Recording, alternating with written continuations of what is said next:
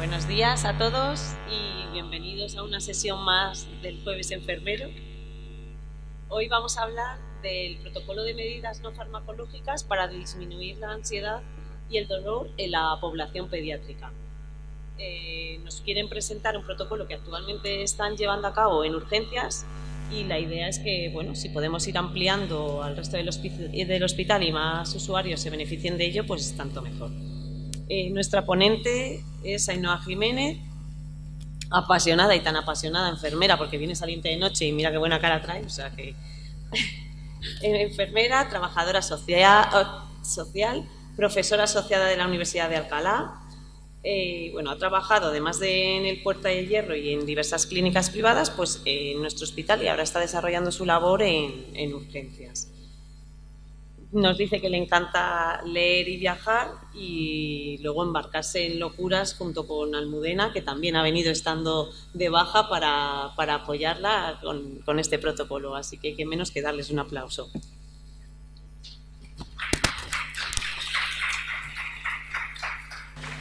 Bueno, pues muchas gracias a Eva, gracias a los que estáis aquí y a los que estáis en casa.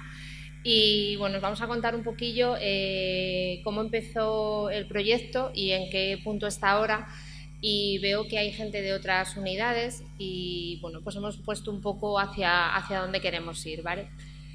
El proyecto surge a raíz de empezar a ir a distintos hospitales, a distintas jornadas de enfermería, donde nos encontramos con una de las profesionales que trabaja en la Sociedad Española del Dolor de Pediatría, y entonces nos abrió una realidad que hasta ahora, por lo menos en el Hospital de Guadalajara, en la urgencia, no se venía llevando a cabo. Entonces empezamos un poco a leer, a ver qué es lo que pasaba, y nos dimos cuenta que la mayor parte de los procedimientos que hacemos, evidentemente en los adultos controlamos ese dolor y la ansiedad que genera, pero en los niños parece que eso se nos olvida o no lo teníamos en cuenta. Empezamos a estudiar que había un montón de hospitales que ya tenían distintos proyectos y con muy buenos resultados. Entonces, pues bueno, nos pusimos a leer y a buscar información, a ver de qué manera podíamos mejorar los cuidados que estábamos prestando hasta ahora. Los objetivos que nos propusimos fue conocer las medidas farmacológicas y no farmacológicas que nos sirvieran a enfermería para poder disminuir el dolor y la ansiedad en los pacientes pediátricos, y dentro de esas medidas especialmente manejarnos en el óxido nitroso, que pensábamos que lo conocíamos y que lo hacíamos bien, y bueno, pues todo lo contrario. Y por último, conocer y formarnos en el uso de la realidad virtual, que es quizás lo más novedoso del proyecto, ¿vale? Lo hemos llevado a diferentes congresos y a diferentes sesiones de jornadas de humanización, y bueno, pues es quizás lo más novedoso que tenemos ahora en el hospital, en la urgencia pediátrica. Nuestra población diana son aquellos niños entre 0 y 14 años que acudan al servicio de urgencias del Hospital de Guadalajara y, como no, sus padres o tutores que los van a acompañar. ¿En qué consiste? Bueno, pues en principio lo que hicimos fue analizar qué es lo que les pasaba a los niños cuando venían al servicio. Empezamos a ver que los niños que habían tenido contacto previo ya venían asustados, ya venían llorando, sin saber primero qué es lo que le íbamos a hacer. Y niños que no habían tenido ningún contacto previo con nosotros, vimos diferencia si aplicábamos estas medidas frente a si no las aplicábamos. Todos sabemos que el hospital es un medio hostil para todo el mundo. Venimos malos, venimos en nuestro peor momento, con desconocimiento y con inseguridades. Pues cuanto menos un niño que le sacamos de su entorno, de sus padres y de su casa, y lo plantamos en el hospital, donde siempre que vamos al hospital hay alguna técnica invasiva o hay alguna acción que genera en los niños miedo y ansiedad. Los estudios dicen que hasta hace muy poquito no teníamos en cuenta la ansiedad y el dolor en los niños. Pensábamos que los niños, como son niños, pues no tienen dolor, y los niños tienen dolor y tienen ansiedad. La manera de manifestarlo a lo mejor no es como nosotros los adultos, pero si un niño llora, grita, es una muestra de ansiedad y de miedo frente a lo que va a pasar. Entonces, una vez que ya vimos un poco cuál era la situación a la que nos enfrentábamos y empezamos a analizar un poco el perfil de los niños que venían, desarrollamos el proyecto en dos partes, unas medidas farmacológicas y unas medidas no farmacológicas. Decir que el proyecto fue consensuado y en colaboración con las pediatras de la urgencia, ¿vale? Porque bueno, son medidas que no necesita enfermería, no necesita directamente de un facultativo para su aplicación, pero bueno, como trabajamos en equipo, es mejor poder entre todos un poco realizar un engranaje para que todo pueda funcionar correctamente, ¿vale? Las medidas farmacológicas que utilizamos en la urgencia son los anestésicos locales tópicos, la EMLA y el GELAD. La EMLA es una pomada que lo que hace es que se aplica en la piel íntegra del niño o del adulto, y el único inconveniente que tiene es que hay que dejarla esperar 1 hora. ¿Qué ocurre? Pues que en la urgencia no tenemos tiempo para esperar 1 hora. Entonces utilizamos el GELAD, es mucho más rápido, se aplica directamente sobre la piel, puede ser la piel abierta, puede tener herida, se aplica directamente, su acción empieza a los 20 minutos y se puede apreciar cómo los bordes se empiezan a poner blanquecinos. Una vez que ya ha hecho su efecto y procedemos a la sutura, lo que hay que hacer es retirar todo ese GELAD que hay, se vuelve a lavar la herida, se retira todo lo que hay y ya se procede a la sutura, principalmente es en lo que lo utilizamos. El óxido nitroso lo utilizamos principalmente en la urgencia, en traumatología, para la reducción de fracturas. ¿Cuál es nuestra sorpresa? Que en muchos hospitales el óxido nitroso se utiliza para la canalización de vía venosa periférica, para el sondaje, incluso en muchos de los partos como medida de disminución de la ansiedad. Entonces ahora os contamos. Tenemos 2 sistemas en la urgencia, el sistema para los más mayores, que lo que hacen es que coordinan es una válvula, coordina con su inspiración y con su expiración, y para los más chiquititos, que lo que tenemos es un balón que nosotros mismos vamos apretando el balón para ir proporcionándole el óxido nitroso. Y por último, la medicación intranasal, que la tenemos ahí, pero muchas veces no la utilizamos, y también está disponible. Aquí sí que necesitamos, en la medicación intranasal, necesitamos la pauta por parte del médico del medicamento que queremos administrar y la dosis que queremos administrar. Os voy a poner, a ver si se ven, las infografías que hicimos en la urgencia, donde está todo explicado, porque no vas a ir al protocolo cada vez que tengas alguna duda. Entonces se establecieron unos póster que están en la urgencia, donde se habla de las medidas farmacológicas, cómo se aplica la EMLA, en qué se puede utilizar, en qué no. La parte del GELAD, igual, cómo se aplica, cómo no se aplica. A diferencia de la EMLA, el GELAD sí que tiene que estar tapado con un apósito transparente para que haga mayor efecto. Es la única diferencia entre la EMLA y el gel anestésico, aparte del tiempo, ¿vale? Su efecto dura entre 20 minutos y 1 hora, con lo cual nos da tiempo de sobra a realizar la técnica que tengamos que hacer, ¿vale?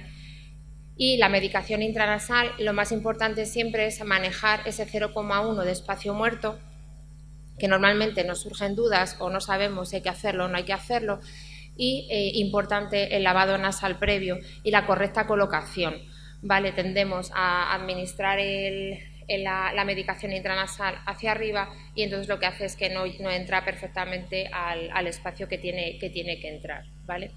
Nos dice también cuánto tenemos que administrar en cada fosa nasal, que es entre 0,2 y 0,5, hasta un máximo de un mililitro.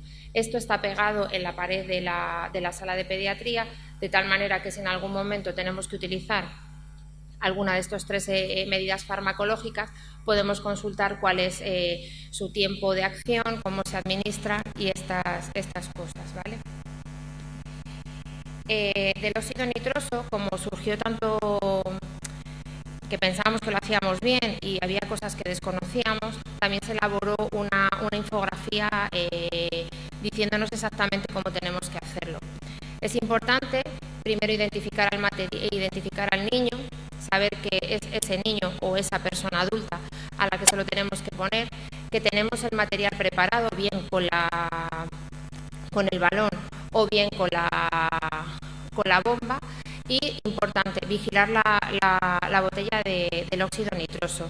Si tiene por debajo de 10 bares no va a suministrar el óxido nitroso, con lo cual podemos empezar el procedimiento y quedarnos a medias, ¿vale? Importante el ambiente. No solo con poner el óxido nitroso sirve, sino que debemos de proporcionar un ambiente tranquilo y de bienestar para los pacientes. Tenemos que explicar el proceso a los padres y a los niños, decirles que es algo indoloro, que en ese momento lo único que tienen que hacer es oler algo como huelen las flores o algo que les guste, ¿vale? Para que empecemos a escuchar cómo inhala. Importante monitorizar, lo único que nos requiere el óxido nitroso es el pulsiosímetro, no nos pide nada más. Iniciar lo importante, 3 minutos antes del procedimiento. No sirve de nada que ponga el óxido nitroso y directamente me ponga a reducir una fractura, porque no tiene ningún sentido. El óxido nitroso no ha hecho su efecto y entonces pues para eso mejor no lo ponemos, ¿vale? La dosis, importante es ajustar la dosis a la edad, sobre todo en los más pequeñitos, que se utiliza en torno a 4 o 6 litros cuando no es la válvula, ¿vale? Cuando lo hacemos con el balón, no se debe de poner más de 4 o 6 litros a la hora de inhalar, importante. Debemos de vigilar el estado de conciencia y respiración y para finalizar, cosa que en el hospital no hacíamos, es colocar una mascarilla tipo reservorio durante unos 3 minutos. Esto lo que hace es que el oxígeno desplaza el óxido nitroso de manera muy rápida y no nos puede hacer una depresión respiratoria en los minutos siguientes, ¿vale? Es importante. Importante también dejarlo registrado en la historia de Mambrino. Hicimos las contraindicaciones para que todo el mundo las tuviera en cuenta, ¿vale? Y lo que debíamos de tener en cuenta. Si vemos que el niño se empieza a dormir, interrumpir la administración y nunca administrar más de 60 minutos. Se administraba y no se tenía en cuenta el tiempo. Más de 60 minutos entra dentro de los efectos nocivos del óxido nitroso. Y ahora, no sé si la ves entrar. Aquí. Eso en cuanto a las medidas farmacológicas. Las medidas no farmacológicas hay muchísimas, las dividimos en varios bloques. Las orales, que son las que todo el mundo conoce y que son de uso general, la sacarosa al 24%, que no es nada más que agua con azúcar, bastante sencillo de preparar y que tiene muy, muy buenos beneficios, sobre todo en los lactantes. La lactancia materna es difícil, porque claro que es difícil, es muy difícil pinchar a un niño en los brazos de la madre dándole el pecho. Es difícil, pero no imposible, se puede hacer. A veces no pinchamos en las mejores condiciones, a veces nos requiere posturas o nos requiere pues hacer cosas que parecen imposibles, pero al final se pueden hacer y los beneficios son muy, muy, muy buenos. Entonces, todo lo que sea bueno, ¿por qué no hacerlo? Y por último, la succión no nutritiva, que la acompañamos casi siempre en el 100% de los casos con la sacarosa, ¿vale? La distracción, importante. El juego para los niños es la manera de comunicarse, pues qué mejor forma de abordar lo que vamos a hacer a través del juego. De la relajación, hicimos varios niños en los que empezamos con técnicas de relajación, sobre todo más mayores, a partir de 7-8 años que tienen mayor capacidad, y es verdad que conseguimos hacer la técnica sin ningún tipo de problema. Y por último, la realidad virtual. En cuanto a las medidas ambientales, son igual de importantes que el resto, porque si no controlamos el ambiente a través de la planificación, de la ambientación o de estar los padres, pues todo lo demás no tiene ningún sentido, ¿vale? En cuanto a la realidad virtual, es quizás lo más novedoso. Vimos que en hospitales, sobre todo privados, se utilizaba en pacientes adultos, y se veía que se reducía un 65% el dolor y un 60% la ansiedad. Son cifras que creo que son importantes, sobre todo cuando el miedo y la ansiedad vienen marcados por los procedimientos enfermeros que realizamos. El único inconveniente es que es a partir de los 3 años. Se colocan antes del procedimiento. No sirve de nada que yo me ponga a preparar la aguja, los tubos, el niño lo vea y luego le ponga las gafas de realidad virtual. No vale para nada. Como hemos dicho, es importante la planificación. Tengo que saber qué tubos voy a sacar, qué técnica voy a emplear, qué catéter voy a usar. Lo dejo preparado antes de que el niño entre en la sala y cuando el niño entre en la sala le coloco las gafas de realidad virtual. Los resultados que se obtienen son mayor rapidez en el procedimiento, el niño no lo recuerda como traumático, por lo tanto, el próximo contacto que tenga con el hospital no va a venir llorando, no va a venir berreando, ¿vale? Y la mayor tasa de éxito en la realización de la técnica, llegamos hasta un 95% en la primera venopunción. No es necesario sujetar a los niños como si se nos acabara el mundo, 5 personas ahí encima del niño. Sí que es verdad que cuando se ponen las gafas de realidad virtual no sirve ponerlas y hago el procedimiento, el niño siente. Entonces es importante que a la vez que él está distraído con las gafas de realidad virtual yo le vaya diciendo lo que va a sentir. Te voy a poner una goma que aprieta, ahora vas a notar frío del alcohol y cuando vayamos a pincharle hacer alguna medida para que concentre la atención en lo que está bien, ¿vale? Hay diversos estudios que avalan lo que es la eficiencia y la eficacia de la realidad virtual, sobre todo en la pediatría. Durante un periodo de aproximadamente 2 meses empleamos la realidad virtual con los niños que venían a la urgencia y que había que canalizar vías entre los 13 y los 14 años.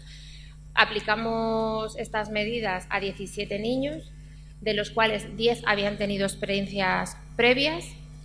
Siempre preguntamos, o sea, no es algo que nosotros impongamos, siempre le preguntamos al niño cómo prefiere hacerlo, si prefiere hacerlo con las gafas de realidad virtual o prefiere hacerlo sin nada, ¿vale? Entonces, si nos dice que sí, si dice que no, no se le obliga, se le deja y ya está, ¿vale? De los 10 niños con experiencias previas, 9 describieron el proceso con mucho menos dolor, mucho más rápido que otras veces y que no se habían dado cuenta. Solo hubo un niño que venía con una experiencia previa muy negativa, de otra vez que la habían tenido que pinchar en muchísimas ocasiones, que lo intentamos con las gafas de realidad virtual, fue imposible y al final tuvimos que utilizar el óxido nitroso porque no había manera de tranquilizarlo para poder pincharlo. De los 7 niños que no habían tenido experiencia previa, no fue necesaria la sujeción y se produce un llanto puntual al acabar la técnica y en relación con la colocación del apósito, que es curioso, que cuando les pinchas no lloran y cuando ya se relajan se ponen a llorar. Y por último, la satisfacción por parte de los padres. Se preguntaba tanto a los padres como a los niños cómo habían vivido la experiencia de la realidad virtual. Y la verdad que todos los padres lo valoraron de manera muy positiva e insistieron en que se pudiera utilizar con todos. La foto que aparece en la presentación es un niño, con permiso de los padres, en el que se puede ver cómo está el padre al lado del niño, junto con las gafas de realidad virtual. No es necesario sujetarlo ni esa ansiedad o ese llanto que les caracteriza. Otro elemento que sirve para la distracción es Buzi, es una abeja que estamos intentando adquirirla en el hospital. Se emplea principalmente en la vacunación, en pruebas de alergia y en venopunciones y lo que hace es una saturación sensorial.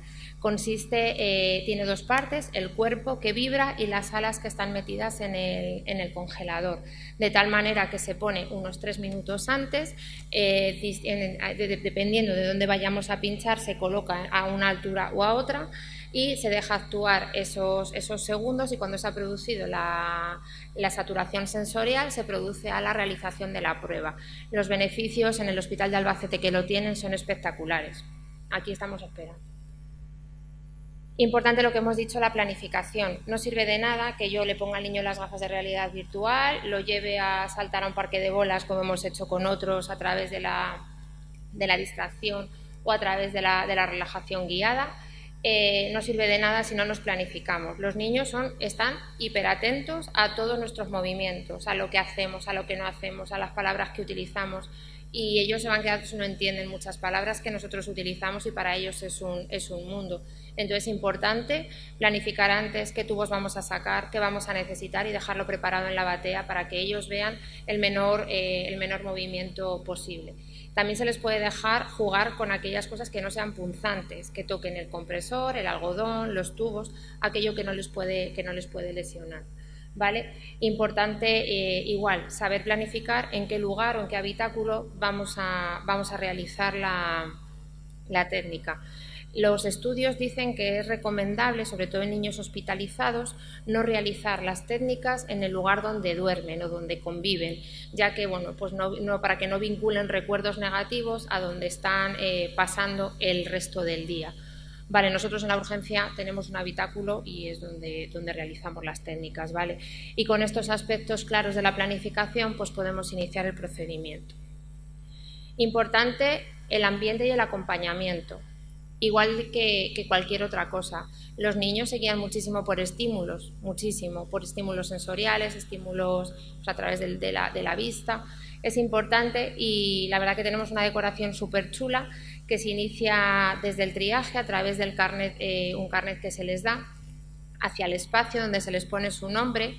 Y bueno, pues a partir de ahí se inicia un poco la conexión con el ambiente. El acompañamiento de los padres es lo más importante para ellos, son su figura de referencia y son las personas con las que ellos se sienten seguros. No debemos de echarlos fuera y si a los padres les explicamos las técnicas, son los mayores colaboradores que tenemos. Si el padre ve que nos ponemos nerviosos, que les echamos fuera, que bueno, pues que empezamos a hacer las cosas regular, los padres se van a enfadar y al final vamos a tener un conflicto, ¿vale?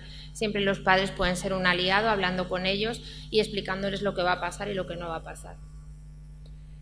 Realizamos otra infografía con las estrategias para cualquier procedimiento de enfermería realizado con los niños, ya sea en la urgencia, en primaria, en la alergia, en las analíticas, donde sea. Es importante no mentir a los niños ni crear falsas expectativas. Esto de no va a doler, que somos muy dados a decirlo, bueno, pues sí que duele. Si les mentimos, pues ya cuando tengamos que dar el segundo pinchazo, pues ya no nos van a creer, claro, porque si a mí me estás diciendo que no duele y ahora me has hecho un daño horrible y ahora me tienes que volver a pinchar otra vez, pues mira, pues va a ser que no, ¿vale? Pues es importante decirles que va a doler poco, siempre con el lenguaje adecuado a la edad de los niños. No minimizar su reacción ni ridiculizarle, ¿vale? Hay niños que montan un cirio, pues ya está, pues es lo que hay. Y hay otros, pues bueno, que se comportan bastante mejor. Cumplir pactos. Si hemos hecho algún pacto con ellos, es importante que lo cumplamos. Tenemos que tener en cuenta que ellos depositan su confianza en nosotros y debemos de respetarlo. Preparar el material, controlar el medio, explicar el procedimiento y agradecer y premiar al niño siempre que pueda, siempre que colabore, ¿vale? Y siempre acompañado de los padres. ¿Pero esto realmente funciona? Pues sí, sí que funciona. Os hemos puesto 3 casos, así como dentro de todos los que tuvimos, de los más curiosos, y uno de ellos el que fue llevado al Congreso de SEMES del año pasado. El primero fue una niña de 6 años, justo el primer día que estábamos probando las gafas, que no teníamos ni idea de cómo funcionaban, porque nos las dieron, nos dijeron, esto es lo que hay, a ver cómo os apañáis.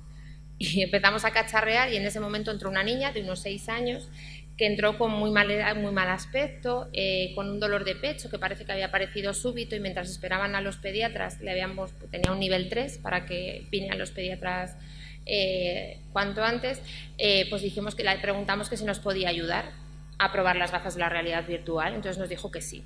La colocamos las gafas de realidad virtual y desde su casa hasta el hospital los padres decían que había dejado de hablar, que no sabían qué la pasaba pero que no hablaba. Pues la pusimos las gafas de realidad virtual y de repente empezó a reírse, empezó a hablar, empezó a relajarse, el dolor desapareció, el malestar desapareció. Sorprendente. Además es que como no sabíamos qué veía, pues la preguntábamos que qué estaba viendo, que por favor nos explicara qué veía, porque no sabíamos si funcionaba, si no funcionaba, si le habíamos puesto algo que no correspondía. Entonces estaba en una montaña rusa que estaba pasando por un montón de países y bueno, estaba alucinando de lo que estaba viendo. Entonces cuando vino el pediatra, pues ya se había resuelto la situación, la mandó a casa. Otro de los casos más llamativos que tuvimos fue un caso de una niña de 5 años ucraniana. Ni la madre ni la niña hablaban nada español y se había caído por las escaleras y se había hecho una herida importante en la cabeza. Intentamos ponerle al gelat y claro, pues como no teníamos manera de comunicarnos con ella, pues dijo que va a ser que no. Se agarraba a la madre y no hubo manera. Hablamos con el residente de cirugía y le dijimos que por qué no probábamos con el óxido nitroso, que era lo único que nos quedaba, que no era invasivo, y a ver si la niña conseguíamos que se quedara quieta. Pusimos el óxido nitroso, esperamos el tiempo que marca el protocolo y a la niña se la suturó sin ningún problema. Se estuvo quieta, se empezó a reír con la madre, jugando con la madre, y pudimos suturarla. O sea que, bien. Y el caso de los ancianos, parece que el Gel Lab es para los niños, bueno, y para los no niños. Hemos probado con ancianos demenciados, a los que también cuando hay que suturarlos tenemos que ir a sujetarlos pues 4 o 5, y al final es un problema para ellos. Es que hay veces que se ponen muy nerviosos y se agitan muchísimo. Y lo hemos probado en varios casos en los que se les ha puesto el Gel Lab inicial, hemos esperado el tiempo que marca, y luego se ha procedido bien a la infiltración de anestésico intradérmico o subcutáneo, lo que haya necesitado, muchísimo más relajado porque ya no siente dolor. Entonces, si no siente dolor, pues las cosas van muchísimo mejor. No solo se utiliza en la pediatría, lo que pasa que es verdad que nosotros nos hemos centrado en la pediatría porque es donde empezó el proyecto. Se utiliza para la realización de pruebas de imagen, sobre todo en niños y en gente con demencia. Pues hay gafas especiales para meterlas en el TAC y en la resonancia magnética. De esta manera se reduce el número de sedaciones. Se utiliza en la oncología, en las sesiones largas de quimioterapia o en momentos importantes de mucha ansiedad. Se utiliza en paliativos, importante. Es donde más se está utilizando a día de hoy, en los paliativos, para inducir la relajación a los pacientes. Incluso pacientes que no han viajado a determinados sitios y quieren viajar, pues bueno, se les está haciendo a través de la realidad virtual para acompañarles en esos últimos momentos. Se utiliza en la geriatría para pacientes y geriátricos, igual que en los niños, y para la canalización, cuando vamos a pinchar la fístula arteriovenosa. Hay muchos pacientes que les duele muchísimo la fístula, y también se utiliza en ese momento de la punción. Se les ponen las gafas de realidad virtual con lo que quiera, pues con un paisaje, con lo que quiera, y se disminuye la ansiedad y la tensión a la hora de realizar la venopunción de la fístula. ¿A qué conclusiones llegamos? Pues llegamos a la conclusión en que en los niños en los que se había empleado de manera correcta, no sirve de nada decir, le he puesto las gafas y no ha funcionado. Claro, es que las gafas no son ni Lourdes ni milagros. Hay que hacer las cosas bien desde el principio. Hay que poner las gafas, pero antes una planificación, antes el ambiente, y no sirve de nada ponerle las gafas y gritarle al niño al primer movimiento que haga. Vale, es todo un conjunto. Si hacemos las cosas bien desde el principio, tanto con la comunicación como con el ambiente, los elementos, las farmacológicas y no farmacológicas, funcionan. No sirve de nada lo que os he dicho antes, poner el óxido nitroso, pongo el óxido nitroso y hago la técnica. Pues muy bien, pues es que si no ha hecho efecto. El óxido nitroso empieza a hacer efecto en los 3 primeros minutos. No tiene ningún sentido. Si pongo un gel anestésico, lo pongo y ya voy a suturar, pues es que tampoco tiene ningún sentido. Entonces no podemos decir que las técnicas no funcionan cuando realmente lo que hacemos es mal el procedimiento. Los padres se encuentran mucho más tranquilos y a favor de la iniciativa. Parece que los padres son el coco. Pues hay padres que son el coco y hay otros que no lo son, que si tú hablas con ellos y les explicas lo que va a pasar y que tienen que ayudarnos, pues los padres acceden a ayudarnos. Vale, nos hemos encontrado dentro de los 2 meses que estuvimos cogiendo datos, padres que evidentemente venían ya de experiencias muy malas, además de días muy seguidos, del día anterior a volver otra vez a la urgencia, que venían como muy de uñas, se les explicó, se habló con ellos, colaboraron y luego nos dieron las gracias por cómo había sido el procedimiento. O sea, utilizamos las gafas de realidad virtual y el procedimiento había sido bastante bueno, ¿vale?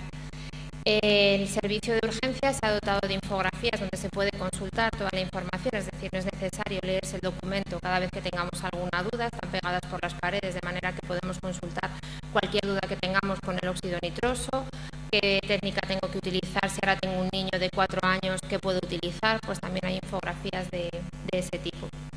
Y lo que se ha visto es que se mejora la atención en los niños haciendo que sea menos traumático. Daros cuenta que nosotros cuando vamos a algún sitio, un espectáculo, un restaurante, si nos gusta, volvemos contentos, ¿no? Si no nos gusta y tenemos que ir obligados, pues ya vamos de un poquito peor genio, ¿no? Pues pasa igual con los niños. Yo no digo que vengan contentos. Tuvimos una niña de 4 años que la pusimos las gafas y nos pidió una granja porque quería ser veterinaria.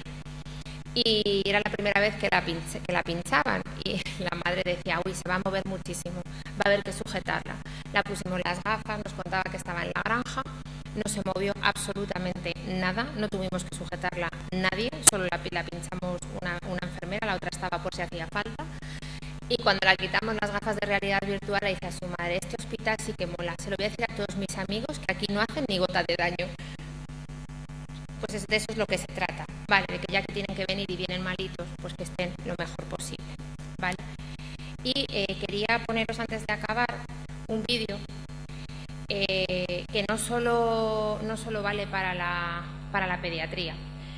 No nos damos cuenta, bueno, yo tengo aquí alumnos míos de la universidad, creo que ellos ya no han llegado porque son de cuarto los que están.